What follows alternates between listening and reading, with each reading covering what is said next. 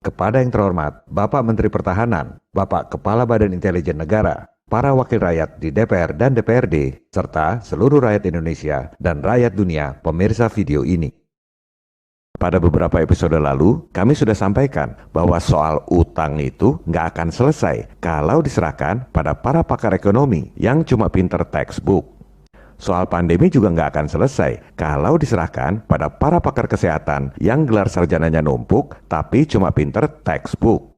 Yang dibutuhkan adalah investigasi intelijen atau kecerdasan dengan open mind untuk menyelesaikan masalah utang dan pandemi. Karena baik utang maupun pandemi adalah jebakan untuk runtuhnya ketahanan nasional dan kedaulatan semua negara di dunia. Kalau di CIA memang ada fungsi economic intelligence dan disease intelligence. Penyakit menular aja ada bidang intelijennya.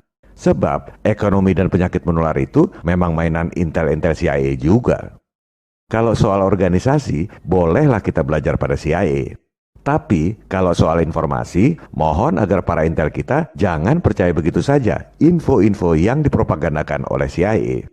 Kenapa? Karena CIA itu tugasnya ngacak-ngacak negara lain di dunia. Tugas mereka adalah mengadu domba dan mengeruk sumber daya negara-negara lain. Betapa naifnya kalau percaya info-info yang sengaja disebar oleh CIA. Pada episode 34 ini, kami akan sampaikan investigasi jurnalistik dengan topik-topik yang tak berani dibahas oleh media-media lain selama ini. Pertama, CIA yang seharusnya memerangi terorisme itu terbukti justru mempersenjatai terorisme. Selamat datang di dunia tipu-tipu. Dunia tak seperti apa yang diberitakan oleh media. Kedua, CIA terbukti mengembangkan teknologi kontrol otak dan secara diam-diam menjadikan rakyat dan tentara Amerika sebagai kelinci percobaan, termasuk lewat injeksi. Ini adalah risiko dari cairan kimia yang tak pernah diaudit jika dimasukkan ke tubuh rakyat, TNI, dan Polri. Tapi sebobrok-bobroknya CIA, tetap aja CIA di tahun 63-65 itu mendukung Soekarno. Inilah hebatnya presiden kita. CIA pun tunduk. Meski Presiden Soekarno keluar dari PBB bulan Januari 1965, meski Presiden Soekarno keluar dari IMF bulan Agustus 1965, tak ada sedikit pun niat CIA untuk menyingkirkan Soekarno. Ini adalah info yang sangat penting bagi mereka yang takut disingkirkan jika menentang elit global. Kita adalah korban kebodohan dan ketakutan kita sendiri. Karena ternyata elit global pun membiarkan Soekarno keluar dari PBB dan IMF. Mereka nggak langsung ambil tindakan. Presiden Soekarno disingkirkan bukan oleh elit global, tapi oleh elit lokal.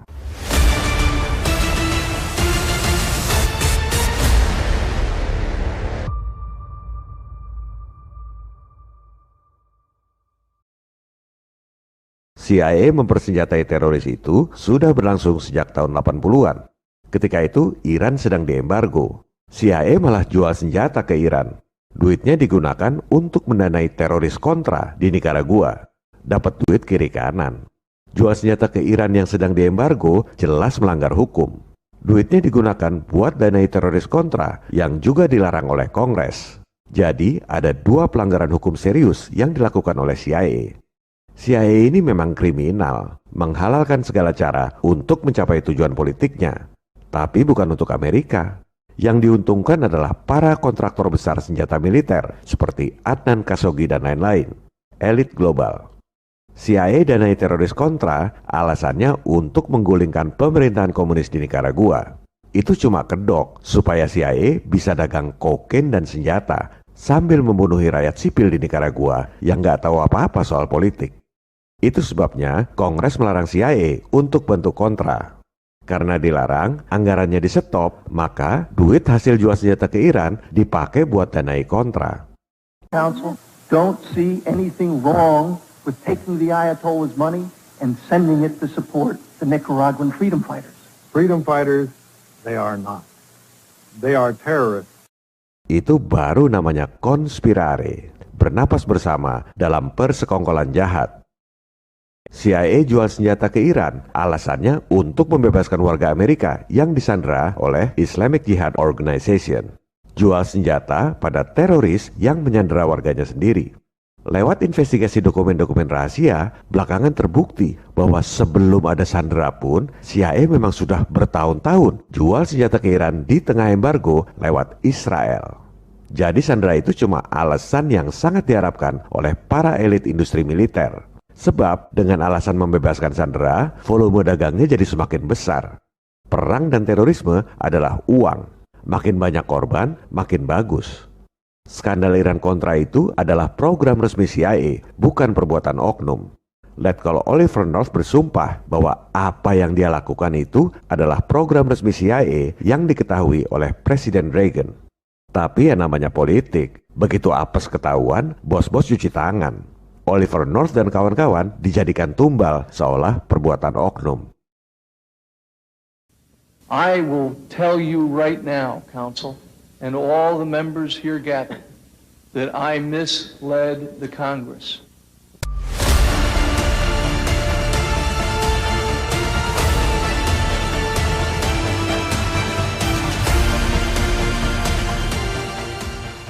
Setelah mempersenjatai teroris Hezbollah di Timur Tengah, CIA kemudian mendanai mujahidin di Afghanistan yang kemudian menjelma jadi teroris Al-Qaeda dan Taliban. Aktor intelektualnya adalah ini, Zbigniew Brzezinski, National Security Advisor untuk Presiden Carter. Ide brilian untuk mendanai dan melatih teroris mujahidin itu datangnya dari Brzezinski ini di era Presiden Carter. Semua orang mengira CIA melatih mujahidin untuk melawan komunis Soviet. Padahal kenyataannya justru sebaliknya. Menurut pengakuan Brzezinski, CIA mendanai mujahidin sebelum Soviet menginvasi Afghanistan. Bahkan, Soviet menginvasi militer Afghanistan justru karena mendengar CIA melatih mujahidin. Luar biasa. Sepak terjang CIA di alam nyata ini lebih mengejutkan dari film-film spy Hollywood. Jadi kebalik. Bukan CIA mendanai mujahidin buat lawan komunis, tapi CIA sengaja provokasi mendanai mujahidin supaya Soviet marah dan menginvasi Afghanistan. Maka jadilah proyek perang yang baru.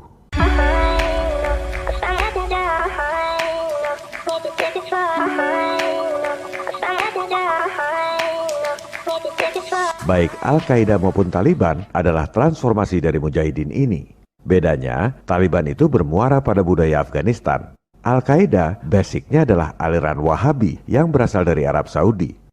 Memang Arab Saudi dan Inggris ikut mendanai dan melatih mujahidin. I mean, let's remember here, the people we are fighting today, we funded. Let's deal with the ISI and the Pakistani military, and let's go recruit these mujahideen, and let's get some to come from Saudi Arabia and other places, importing their Wahhabi brand of Islam. Arab Saudi adalah sekutu Amerika dan Inggris. Hubungan Raja Saudi dengan Presiden Bush sangat mesra. Pandangan pertama awal aku berjumpa. Pandangan pertama awal aku berjumpa. Seolah-olah hanya impian yang berlalu. Sungguh tak kusangka dan rasa tak percaya. Benang merahnya adalah keluarga Bin Laden, kontraktor besar Arab Saudi yang jadi angel investor alias cukong malaikat untuk George Bush sejak masih jadi gubernur Texas. Dia juga. Al-Qaeda kemudian jadi sangat terkenal dengan kasus 9/11. Supaya nggak kepanjangan, tentang 9/11 ini akan kita bahas pada episode terpisah yang akan ditayangkan untuk memperingati 20 tahun kebohongannya, tanggal 11 September 2021 mendatang.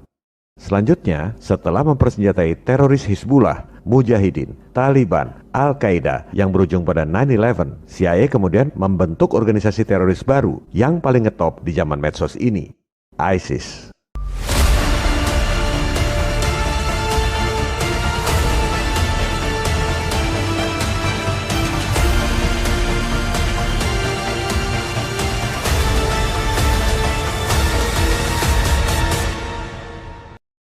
Tentang teroris ISIS dilatih dan didanai oleh CIA, itu bukan kata saya. Saya selalu bicara dengan fakta dan data yang kredibel, bukan asal ngecap. Kita dengar pernyataan 3 orang presiden negeri adikuasa, Presiden Obama, Presiden Putin, dan Presiden Trump. Kita mulai dari Presiden Obama yang mengatakan bahwa CIA melatih tentara ISIL alias ISIS. So with the additional steps I ordered last month, we're speeding up training of ISIL forces, including volunteers from Sunni tribes in Anbar province. Obama itu bukan salah ngomong atau keceplosan, nggak ada ralat setelah itu.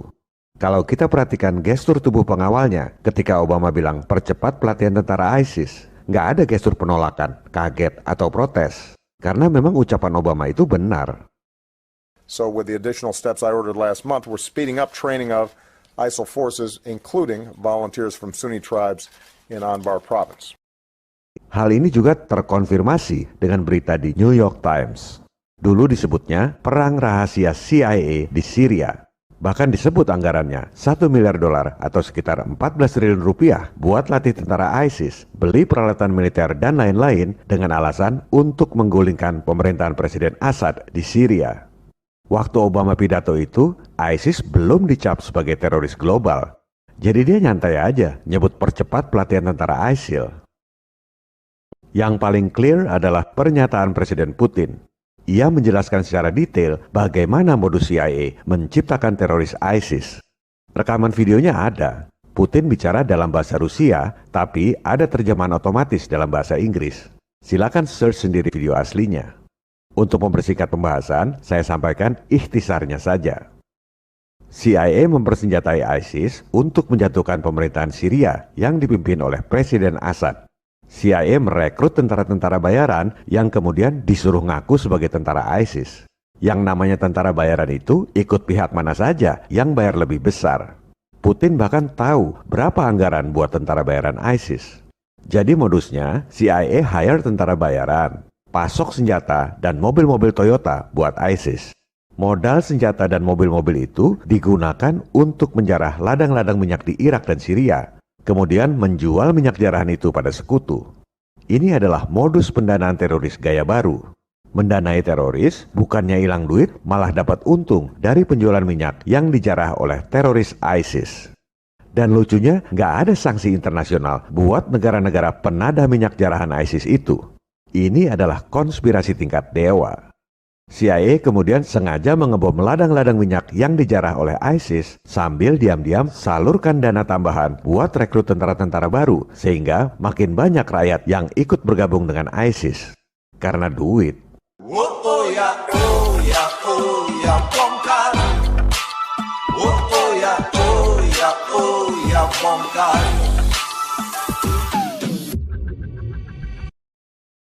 Selanjutnya adalah pernyataan dari Presiden yang ketiga, Donald Trump. Sebelumnya kita kilas balik sebentar pernyataan dari Mensesnek Hillary Clinton dan Presiden Obama agar nyambung dengan pernyataan Presiden Trump. The people we are fighting today, we funded. So with the additional steps I ordered last month, we're speeding up training of ISIL forces, including volunteers from Sunni tribes in Anbar province. They have a bunch of dishonest people. They've created ISIS. Hillary Clinton created ISIS with Obama.